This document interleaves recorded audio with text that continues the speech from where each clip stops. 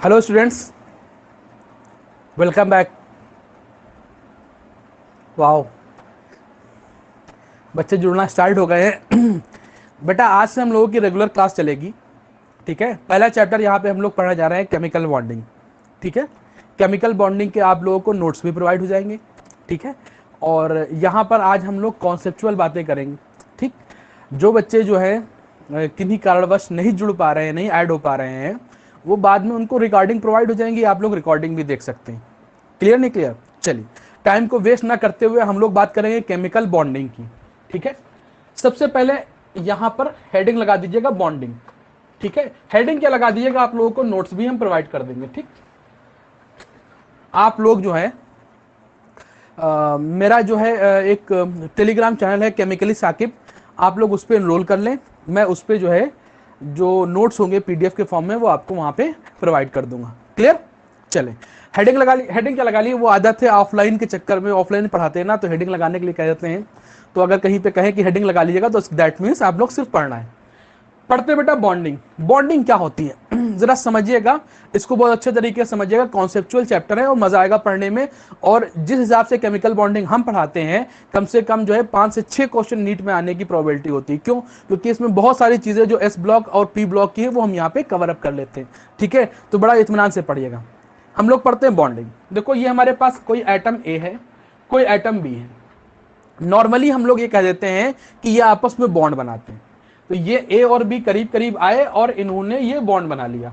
This is bonding. Normally एकदम normal language बोल देते हैं बॉन्डिंग। पहला क्वेश्चन यहां से ये उठता है, सर ये बॉन्डिंग करते क्यों हैं? भाई ए और बी कहीं अलग अलग पड़े थे, एटम ए था एटम बी था, तो ये इन्होंने बॉन्डिंग की क्यों, किस वजह से बॉन्डिंग की?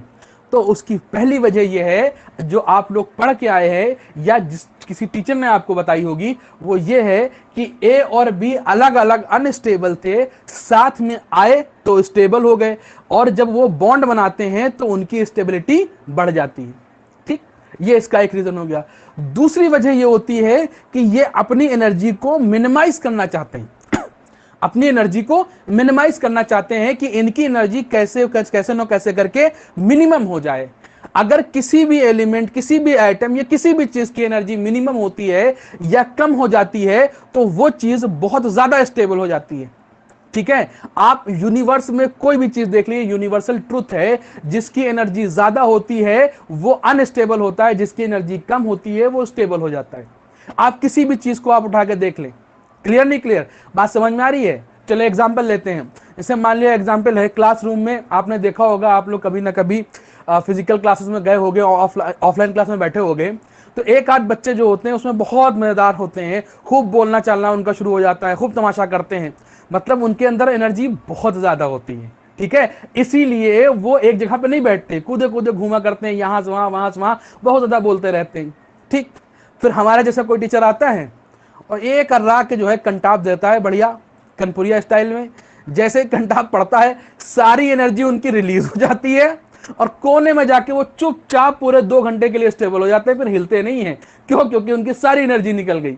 ठीक है, तो इस तरीके से आप लोग याद रखेंगे कि अगर किसी चीज की एनर्जी कम होती है वो चीज स्टेबल होता है, और जिसकी एनर्जी ज्यादा होती है वो चीज अनस्टेबल हो जाता है। ए और बी ने आपस में बॉन्ड बनाया। क्यों बॉन्ड बनाया डॉक्टर साहब? इसलिए बनाया क्योंकि ए और बी की एनर्जी ज्यादा थी, साथ में आए, करीब आए, एनर्जी कम हुई, ये दोनों स्टेबल हो गए। बात समझ में आ गई? एलिमेंट बॉन्ड क्यों बनाते हैं? आपसे क्वेश्चन पूछा जाएगा, एलिमेंट बॉन्ड क्यों बनाते हैं, तो उसका जवाब क्या होगा? एलिमेंट बॉन्ड अपनी पोटेंशियल एनर्जी को मिनिमम करने के लिए, स्टेबिलिटी को मैक्सिमम करने के लिए करते हैं। ठीक है, एक सवाल का जवाब हमें मिल गया कि एलिमेंट बॉन्ड क्यों बनाते हैं। क्लियर नहीं क्लियर? दूसरा सवाल इसमें यह होता है, हम समझिएगा बेटा, दूसरा सवाल इसमें यह होता है कि एलिमेंट बॉन्ड कैसे बनाते हैं। पहला सवाल जो हुआ वाई, ठीक है, क्यों बनाते हैं, उसका जवाब हमें मिल गया। अगर आपसे कोई पूछे कि एलिमेंट बॉन्ड क्यों बनाते हैं तो आप क्या कहेंगे? अपनी पोटेंशियल एनर्जी को मिनिमम करने के लिए और अपनी स्टेबिलिटी को मैक्सिमम करने के लिए। एक बात हो गई। दूसरी बात ये हो गई हाउ, कैसे बनाते हैं। ठीक है, तो हाउ पढ़ने से पहले हम दो तीन चीजें आपको और क्लियर कर देते हैं। देखो, दो क्वेश्चन है, दोनों को एक साथ हम लोग लेंगे, बट आपको यहां पर दो चीजें और बता दें, छोटी छोटी बातें बता दें कि जो हमारे पास बॉन्ड होते हैं, कुछ बॉन्ड वीक होते हैं और कुछ बॉन्ड स्ट्रांग होते हैं। इसको, इस वाले को अभी रोक के चलते हैं। इस वाले को हमने पढ़ लिया है कि एलिमेंट बॉन्ड क्यों बनाते हैं, आपको मालूम चल गया कि एलिमेंट बॉन्ड क्यों बनाते हैं। आप क्या बताएंगे, अपनी एनर्जी को मिनिमम करने के लिए, स्टेबिलिटी मैक्सिमम करने के लिए। ठीक, आप जरा समझ लीजिए, जो हमारे पास बॉन्ड होते हैं वो दो तरीके के होते हैं। जो बॉन्डिंग होती है वो दो तरीके की होती है। एक हमारे पास जो होते हैं वो हमारे पास स्ट्रांग होते हैं, स्ट्रांग बॉन्ड होते हैं, स्ट्रांग बॉन्ड होते हैं। और दूसरे हमारे पास कैसे होते हैं बेटा, वीक बॉन्ड होते हैं। ठीक, दो तरीके के बॉन्ड होते हैं, एक स्ट्रांग बॉन्ड होते हैं और एक हमारे पास वीक बॉन्ड हुआ करते हैं। ठीक, अब क्वेश्चन ये बनता है कि स्ट्रांग बॉन्ड कौन बनाता है और वीक बॉन्ड कौन बनाता है, ये हमको बताना है।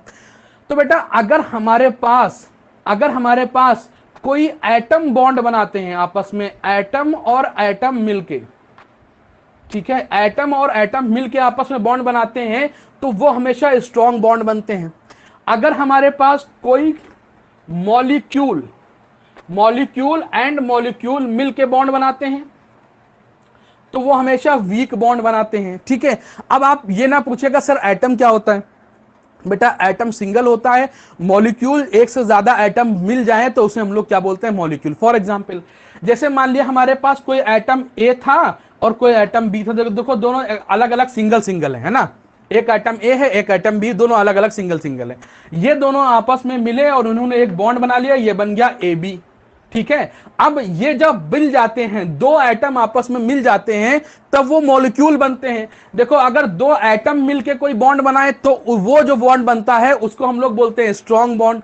और अगर कोई दो मॉलिक्यूल लाइक ए बी एक मॉलिक्यूल है, एक कोई दूसरा मॉलिक्यूल, मान लिया ये वाला ए बी, इसी के तरीके से कोई दूसरा मॉलिक्यूल, वो आपस में बॉन्ड बनाते हैं तो वो हमेशा वीक बनाते हैं। ये बात हमेशा ध्यान रखना। अगर दो एटम मिलके बॉन्ड बनाते हैं तो वो हमारे पास हमेशा स्ट्रांग बॉन्ड बनाते हैं। अगर दो मॉलिक्यूल मिलके बॉन्ड बनाते हैं वो हमेशा वीक बॉन्ड बनाते हैं। क्लियर नहीं क्लियर? तो अगर हम इसको इतनी बड़ी बात ना कह करके एक टर्म लिख लें, उसको बोलते हैं inter atomic, INTER, inter dash dash atomic. ठीक है, इसको हम लोग कहें एंटर एटॉमिक। ठीक, अब यहां से हम ये कह सकते हैं कि हमारे पास अगर इंटर एटॉमिक बॉन्ड बना तो स्ट्रांग बॉन्ड बनेगा। अगर इंटर मॉलिक्यूलर बॉन्ड बन रहा है, इंटर मॉलिक्यूल बन रहा है, इंटर मॉलिक्यूलर हो रहा है, तो वो हमेशा कैसा बनेगा बेटा, वीक। अब इंटर एटॉमिक और इंटर मॉलिक्यूलर समझ में आ रहा है? इंटर एटॉमिक का मतलब दो एटम्स के बीच में। अरे इंटर का मतलब समझ में आता होगा, ई वाला नहीं, आई वाला, INTER, इंटर। अच्छा, आप लोगों को मालूम है, आप लोग जो 12th में होते हो तो 12th को इंटर बोलते हैं कि इंटरमीडिएट?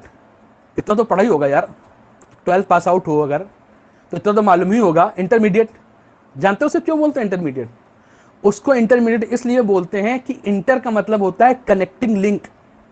अगर आप कहीं पर भी इंटर पढ़ रहे हो तो इसका मतलब दो चीजों के बीच में, दो चीजों को कनेक्ट करने वाला। कभी आपने सुना है कि इंटर कॉलेजिएट फंक्शन, दो कॉलेज के बीच में जो फंक्शन होता है उसे बोलते हैं इंटर कॉलेजिएट बास्केटबॉल चैंपियनशिप। दो कॉलेज के बीच में होने वाली बास्केटबॉल चैंपियनशिप को इंटर, मतलब दो के बीच में जो अगर होता है तो उसे हम लोग क्या बोलते हैं, इंटर, जो कनेक्ट करता है। क्लियर नहीं क्लियर? इसी तरीके से जो 12th होता है वो आपकी स्कूल लाइफ को और जो आपकी कॉलेज लाइफ है, भाई एक कॉलेज लाइफ है, 12th के बाद कॉलेज लाइफ होती है और 12th तक स्कूल लाइफ होती है। तो स्कूल लाइफ को और कॉलेज लाइफ को कौन कनेक्ट कर रहा है बीच में, 12th, इसलिए 12th को इंटर बोलते हैं। ध्यान रखना, अगर साइंस का आप मजा लूटना चाह रहे हो तो फिर आपको टर्मिनोलॉजी आनी चाहिए। अगर टर्मिनोलॉजी आपको अच्छे से आ गई, दैट मींस आप साइंस के बहुत अच्छे मजे उठा सकते हो। क्लियर नहीं क्लियर? तो यहां पर इसको हम इतनी बड़ी बात ना कहकर हम लोग इंटर एटॉमिक बोल देंगे। हम लोग क्या बोल देंगे बेटा, इंटर एटॉमिक। और इसे क्या बोल देंगे, इंटर मॉलिक्यूलर। क्लियर नहीं क्लियर? दो मॉलिक्यूल के बीच में जो बॉन्ड बन रहा है उसे बोलते हैं इंटर मॉलिक्यूलर। दो एटम के बीच में जो बॉन्ड बनेगा उसे बोलेंगे इंटर एटॉमिक। ठीक है, तो इंटर एटॉमिक जो बॉन्ड बनते हैं वो हमेशा कैसे बनते हैं, स्ट्रांग बनते हैं।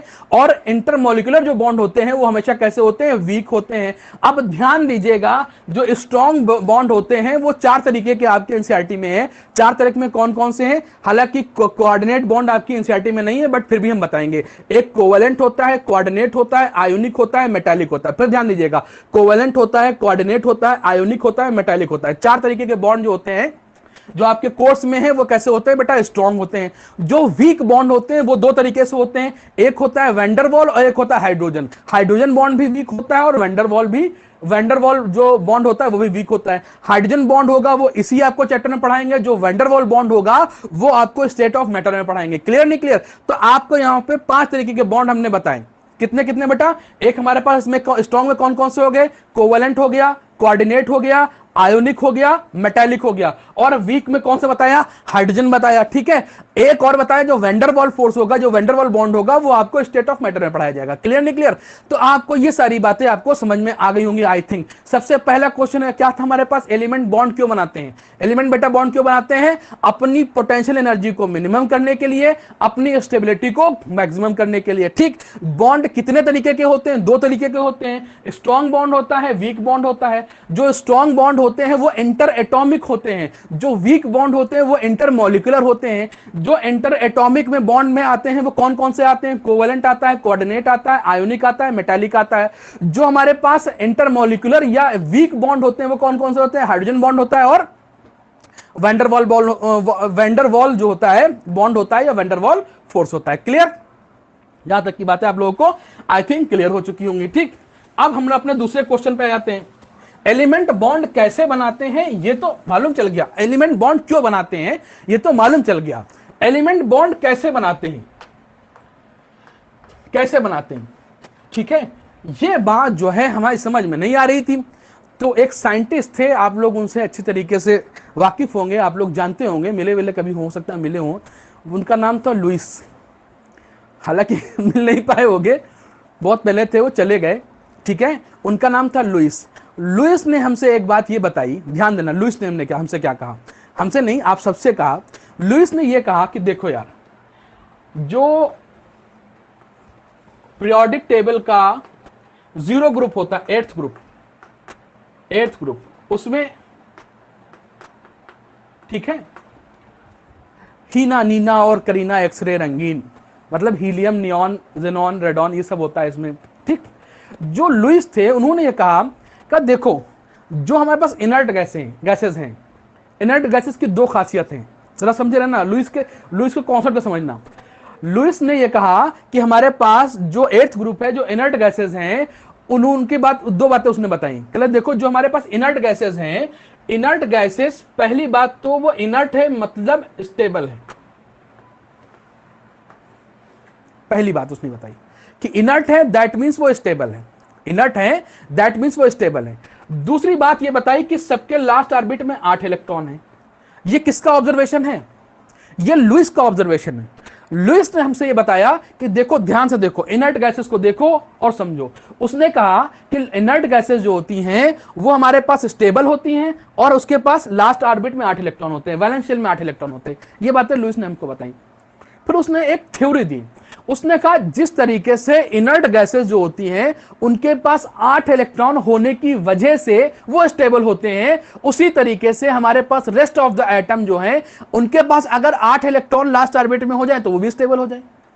देखो, उसने अपनी सोच बताई, ठीक है, वो सोच रहा था, ऐसा हुआ नहीं हुआ वो अलग बात है। मालूम है कोटा फैक्ट्री बहुत सारे बच्चे देख के आए होंगे, ठीक है, बट बात को समझना, उसकी सोच बहुत बड़ी थी, छोटी सोच नहीं थी, बहुत बड़ी सोच थी। जो लुईस था उसने ये कहा कि देखो, इनर्ट गैस है, इनर्ट का मतलब क्या हुआ, वो किसी से रिएक्ट नहीं कर रहे, रिएक्ट नहीं कर रहे मतलब स्टेबल है। अपनी उसने सोच लगाई लुईस ने, उसने ये कहा कि ये रिएक्ट नहीं कर रहे हैं, इनके लास्ट ऑर्बिट में 8 इलेक्ट्रॉन है, तो दोनों को उसने कोरिलेट कर दिया। ठीक है, दोनों को जब कोरिलेट कर दिया तो उसने ये बताया कि देखो, जो ये रिएक्ट नहीं कर रहे हैं इसकी वजह यह है कि इसके लास्ट ऑर्बिट में 8 इलेक्ट्रॉन है। तो उसी लुईस ने यह बात सुझाई कि हमारे पास कोई भी एटम हो, अगर उसके लास्ट ऑर्बिट में हम 8 इलेक्ट्रॉन पूरे कर दें किसी भी तरीके से, तो वो हमारे पास स्टेबल हो जाएंगे। किसको देख के कहा? इनर्ट गैस को देख के कहा। और उसकी बात बहुत हद तक सही भी साबित हुई, बहुत टाइम तक सही साबित हुई। ठीक है। उसने कहा देखो जी सोडियम होता है, सोडियम का इलेक्ट्रॉनिक कॉन्फ़िगरेशन 2,8,1 होता है। यहां पर हमारे पास Cl होता है, इसका इलेक्ट्रॉनिक कॉन्फ़िगरेशन 2,8,7 होता है। अगर हमारे पास ये सोडियम अपना एक इलेक्ट्रॉन इसे दे दे तो यहां पर क्या बन गया 2, यहां पर जो अब इलेक्ट्रॉनिक कॉन्फ़िगरेशन आया बेटा वो सोडियम प्लस का आया, कितना आया 2,8, चूंकि अपना उसने अपना दे रखा है इलेक्ट्रॉन। और दूसरा इसमें बना 2,8,8, ये हो गया। ये समझो कि इसके भी लास्ट ऑर्बिट में 8 इलेक्ट्रॉन हो गए, इसके भी लास्ट ऑर्बिट में एक 8 इलेक्ट्रॉन हो गए, दोनों ने NaCl बना लिया, देखो आपस में बॉन्ड बना लिया। बॉन्ड क्यों बनाया? स्टेबल होने के लिए। स्टेबल कैसे हुए? इन्होंने इलेक्ट्रॉन का ट्रांसफर कर लिया। ये बात किसने बताई? लुईस ने हमको बताई। कहा देखो लुईस ने हमसे ये बताया कि देखो जिस तरीके से इनर्ट गैस के लास्ट ऑर्बिट में 8 इलेक्ट्रॉन होने की वजह से, बात समझ रहे ना, लुईस कह रहा है, हम नहीं कह रहे, बाद में हमें ना पकड़ना कि साकिब सर पढ़ा के चले गए। ये बात जो है सारी की सारी लुईस कह रहा था। क्या कह रहा था? उसने कहा जिस तरीके से इनर्ट गैस के लास्ट ऑर्बिट में 8 इलेक्ट्रॉन होने की वजह से वो स्टेबल है, उसी तरीके से पूरी पीरियोडिक टेबल में कोई भी एटम उठा लो, अगर उसके लास्ट ऑर्बिट के 8 इलेक्ट्रॉन पूरे हो जाएं तो वो भी स्टेबल हो जाएगा। उसने एग्जाम्पल बहुत सारे दिए, ठीक है। जैसे हमारे पास H और Cl था, H के पास जो है 1 इलेक्ट्रॉन हुआ करता था और Cl के पास हमारे पास टोटल 7 इलेक्ट्रॉन होते थे, ठीक है, 7 इलेक्ट्रॉन होते थे। इन दोनों ने आपस में शेयरिंग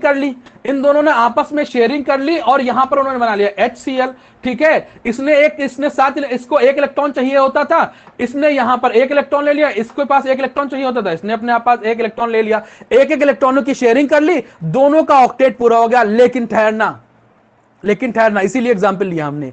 अब यहां पर दिक्कत यह आई कि ये हमारे पास हाइड्रोजन है, और हाइड्रोजन के लास्ट ऑर्बिट में 8 इलेक्ट्रॉन आ ही नहीं सकते किसी भी तरीके से।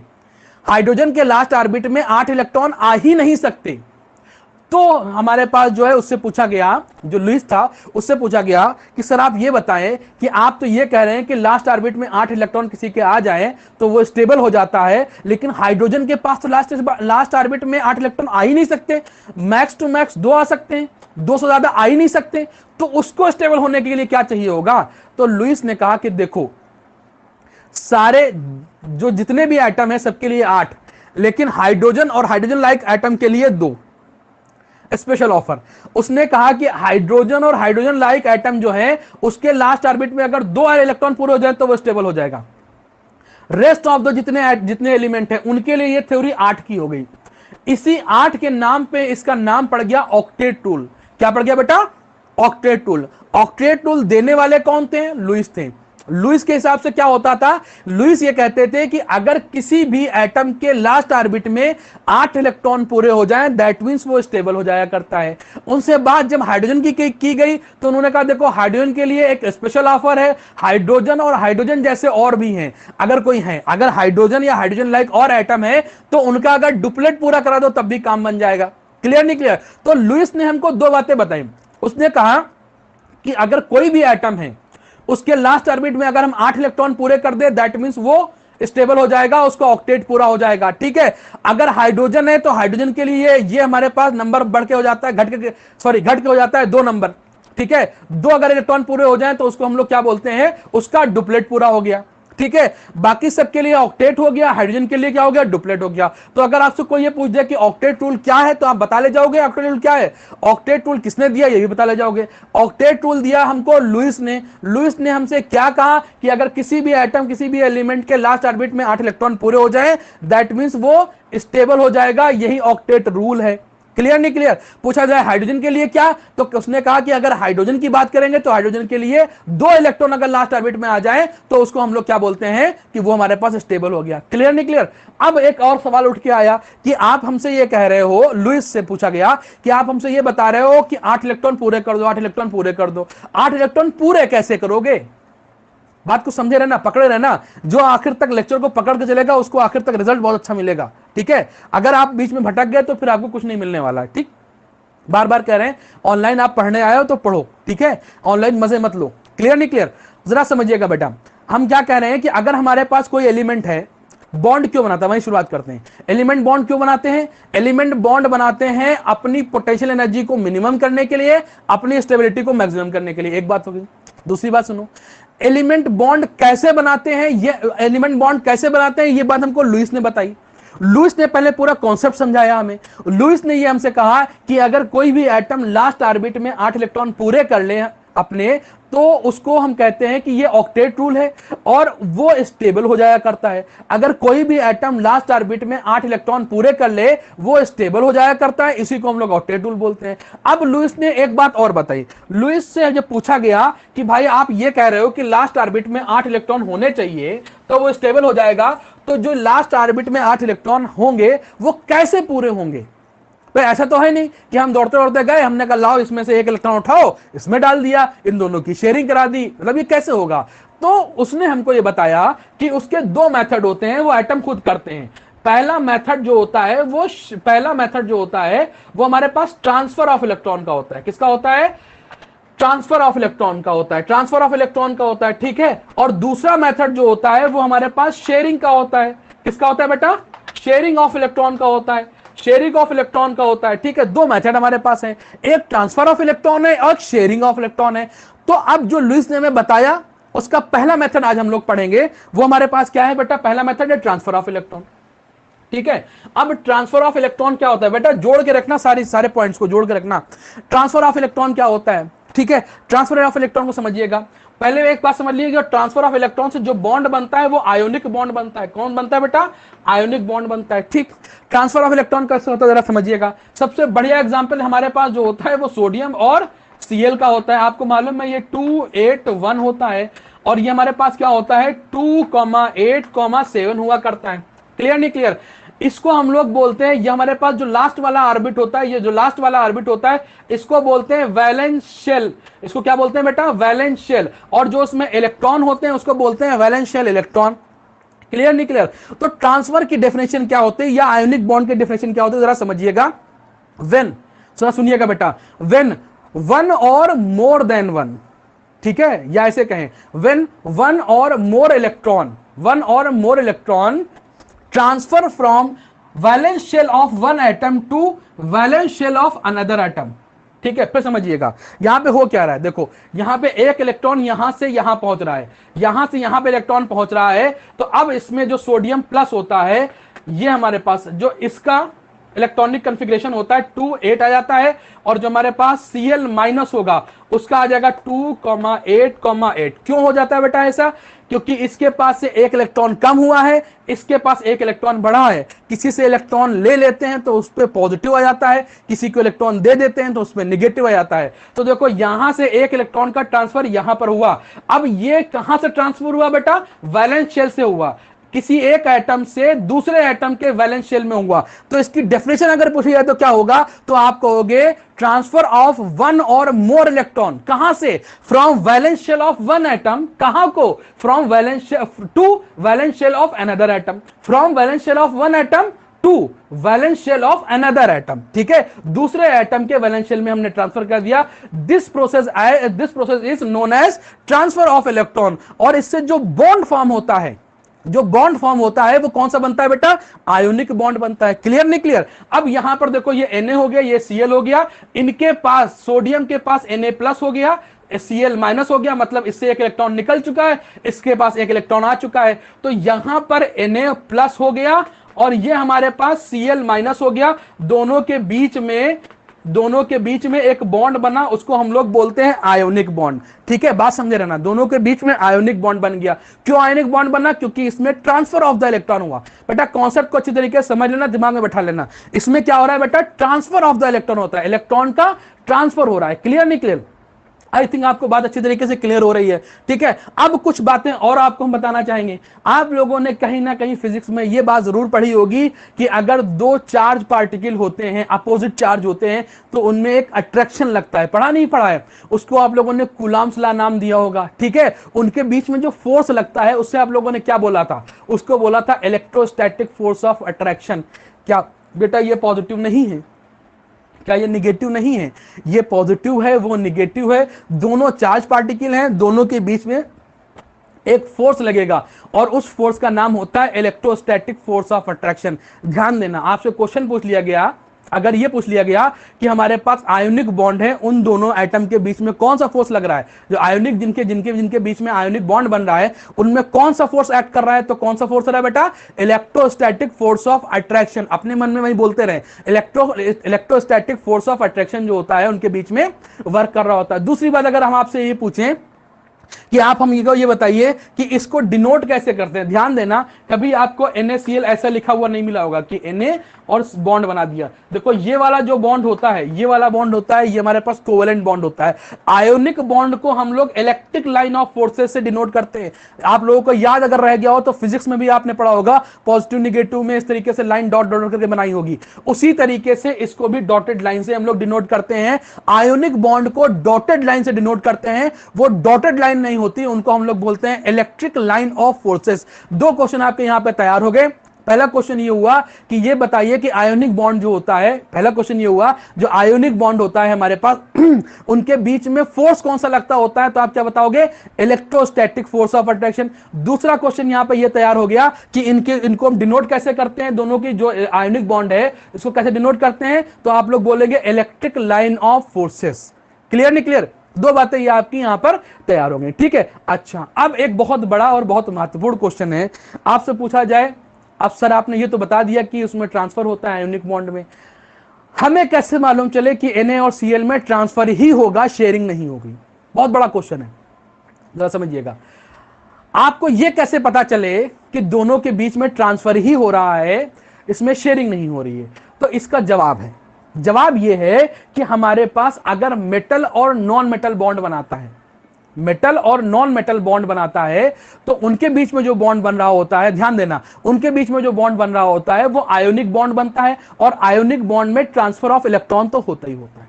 क्लियर नहीं क्लियर? बात समझे रहना, मेटल और नॉन मेटल, अगर मेटल और नॉन मेटल बॉन्ड बनाएंगे, अब अगर आपको यह नहीं मालूम है कि मेटल एंड नॉन मेटल क्या होता है, तो आप हमको कमेंट बॉक्स में बताएंगे, हम उसमें मेटल और नॉन मेटल पूरी पीरियोडिक टेबल में आपको निकाल के दे देंगे। देखो, अच्छा बहुत सिंपल होता है यार, एस ब्लॉक वाले pure metal, D and F वाले प्योर मेटल, पी ब्लॉक वाले जो होता है उसमें मेटल भी होते हैं, नॉन मेटल भी होते हैं और मेटलॉइड भी होते हैं, ठीक है। किसी दिन बताएंगे इत्मीनान से, ठीक है। अभी आप ये समझिए कि हमारे पास अगर आपसे ये पूछा जाए कि आयोनिक बॉन्ड किसके किसके बीच में होता है, मेटल किसके किसके बीच में होता है, तो आप क्या बताओगे बेटा, मेटल और नॉन मेटल के बीच में बनता है। अच्छा, लेकिन अगर कोई आम एग्जामिनर ना हुआ, साकिब सर जैसा एग्जामिनर आ गया एग्जाम में और उसने पूछ दिया, उसने कहा देखो हमारे पास एक एटम ए है, दूसरा एटम बी है, इसकी इलेक्ट्रोनेगेटिविटी 3 है और इसकी इलेक्ट्रोनेगेटिविटी 2.1 है, दोनों की इलेक्ट्रोनेगेटिविटी दे रखी है, दोनों की इलेक्ट्रोनेगेटिविटी दे रखी है, ठीक है, En इलेक्ट्रोनेगेटिविटी। ध्यान देना अच्छे तरीके से, हम आपसे ये पूछे इनके बीच में कौन सा बॉन्ड बनेगा। अब आप चक्कर में फंसे कि सर ने तो बताया था कि हमारे पास अगर मेटल और नॉन मेटल हो गए तो उनके बीच में जो है वो हमारे पास आयोनिक बॉन्ड बनता है, इसमें हम क्या बता दें, समझे रहना, इसमें तुम कैसे बताओगे आयोनिक बनेगा, कोवेलेंट बनेगा, क्वाड कैसे बताओगे, क्योंकि यहां पर कोई एटम तो दिया नहीं गया है, हाइपोथेटिकली हमने ए ले लिया, हाइपोथेटिकली हमने बी ले लिया। क्लियर नहीं क्लियर भाई? हाइपोथेटिकली बात कर रहे हैं, कोई हमने एटम ए ले लिया, कोई एटम बी ले लिया, ठीक है। तो इसके लिए ध्यान दीजिएगा, अच्छी तरीके से ध्यान दीजिएगा, अगर दोनों एटम ए और बी या कोई भी एटम आपके ले लिया जाए, कोई भी एटम ले लिया जाए, उनकी इलेक्ट्रोनेगेटिविटी का डिफरेंस हम इस तरीके से कहें एक्स ए माइनस या डैश एक्स बी, डिफरेंस ले रहे हैं ना, डिफरेंस एक्स बी, अगर उनके बीच का डिफरेंस जो है 1.7 से ज्यादा आ रहा है, बहुत टिक मार करके बेटा ये पॉइंट अलग कहीं लिख लीजिएगा, ठीक है, जल्दी जल्दी बुक में आपको मिलेगा नहीं, अगर इनका डिफरेंस जो है 1.7 से ज्यादा आ रहा है। देखो ये क्वेश्चन आपका इंजीनियरिंग के आईआईटी में शायद आया हुआ था, जहां तक कि हमको याद पड़ रहा है, आईआईटी में या बिटसेट में आया हुआ है क्वेश्चन, अच्छा क्वेश्चन है और इसमें बच्चे हिल गए थे। समझना बेटा, अगर कि दो एटम्स की इलेक्ट्रोनेगेटिविटी का डिफरेंस 1.7 से ज्यादा हुआ तो जो बॉन्ड बन के आता है वो आएगा आयोनिक बॉन्ड। कौन सा आएगा बेटा? आयोनिक बॉन्ड आएगा। क्लियर नहीं क्लियर? अगर इनके बीच की इलेक्ट्रोनेगेटिविटी का डिफरेंस जो है वो 1.7 से कम आ रहा है, दैट मींस जो बॉन्ड बनेगा वो कोवेलेंट बनेगा। कैसा बनेगा बेटा? कोवेलेंट बनेगा। ठीक, अगर इनकी बीच की इलेक्ट्रोनेगेटिविटी का डिफरेंस जो होता है, जो इलेक्ट्रोनेगेटिविटी का डिफरेंस जो है दो एटम के बीच का 1.7 के बराबर आ रहा है, दैट मीन्स 50% इसमें कोवैलेंट होता है और 50% जो होता है, 50% जो होता है बेटा वो आयोनिक होता है। 50% कोवैलेंट होता है और 50% वो आयोनिक होता है। ठीक है, अब ये आप लोग पूछोगे सर ये 50% में क्या खेल है?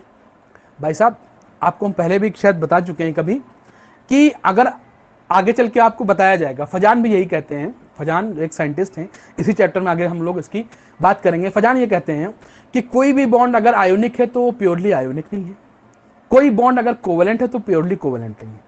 अगर आयोनिक है तो उसमें कुछ ना कुछ परसेंट जो है वो कोवैलेंट का होगा, अगर कोवैलेंट है तो कुछ ना कुछ परसेंट उसमें आयोनिक का होगा। ये फजान ने हमको बहुत सिंपल सी बात बताई। ठीक है, बात समझ में आ रही कि नहीं आ रही? मतलब अगर कोई एक बॉन्ड है, कोई अगर एक बॉन्ड है तो उसमें कुछ परसेंट किसी और का भी होता है। ठीक है, मतलब प्योरली वो पूरा 100% नहीं होता। ठीक, अगर हमको किसी को आयोनिक बॉन्ड कहना है तो अगर किसी भी बॉन्ड में 50% से ज्यादा परसेंटेज आयोनिक, मान लिया हमने कहा कि हमारे पास एक बॉन्ड है उसमें 50% आयोनिक है और 40% कोवैलेंट है, तो ओवरऑल उस बॉन्ड को हम लोग बोलते हैं आयोनिक बॉन्ड। अगर हम ये कहें कि कोई हमारे पास बॉन्ड है उसमें 60% जो है हमारे पास कोवैलेंट है और 40% आयोनिक है, दैट मींस उसे हम लोग क्या बोलते हैं? उसे हम लोग बोलेंगे कोवैलेंट। मतलब जिसकी परसेंटेज ज्यादा होती है उसको हम लोग कोवैलेंट या आयोनिक बोला करते हैं। क्लियर नहीं क्लियर?